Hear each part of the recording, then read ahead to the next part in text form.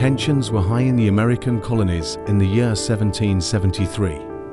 Things were really starting to heat up between the colonists and British officials.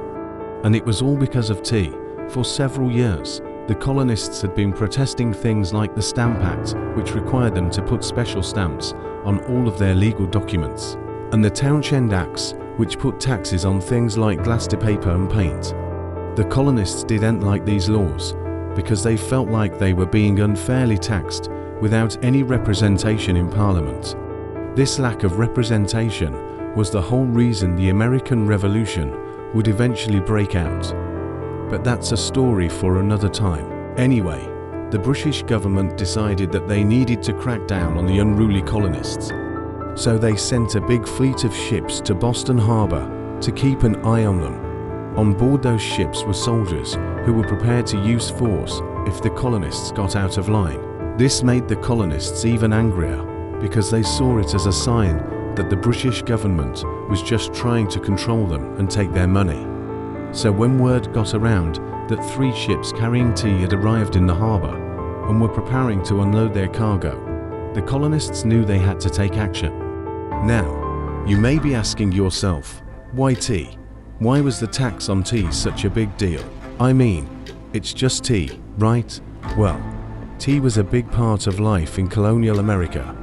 It was the colonists' drink of choice, and they consumed huge quantities of it.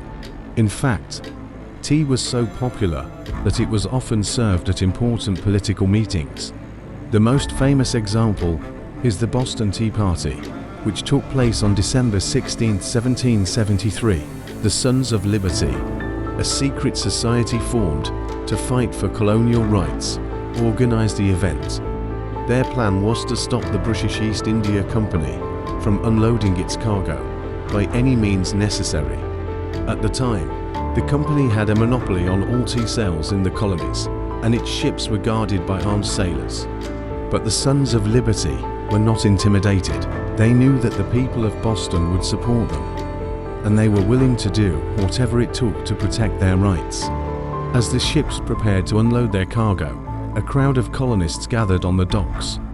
When the workers began unloading the first chest of tea, the protesters shouted, "Hold, hold, hold." The workers stopped and the protesters, dressed as Native Americans, dumped 92 chests of tea into the harbor.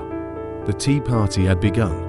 In total, the protesters dumped about 92,000 pounds of tea into the water, worth about $1 million in today's money.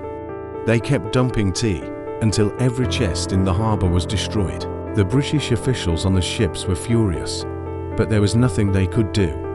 The colonists had the support of the people, and they were determined to fight for their rights. News of the Boston Tea Party spread quickly throughout the colonies, and people were inspired to take action against the British. The other colonies were also angry because even though the tax on tea only applied to Massachusetts, they all had to follow the same laws. The colonists felt like they were being treated unfairly, and they wanted to do something about it. So in December 1774, delegates from 12 of the 13 colonies met in the First Continental Congress in Philadelphia. They discussed their grievances with the British government and decided that they needed to take action. They agreed to meet again the following year to discuss their next move. And in May 1775, fighting broke out between the British and the colonists at Lexington and Concord. The American Revolution had begun. And that, my friends, is the story of how a tax on tea led to a full-blown revolution. Do you think the colonists were right to protest the tax on tea? Let me know in the comments below. And be sure to subscribe for more stories like this one. Thanks for watching. See ya.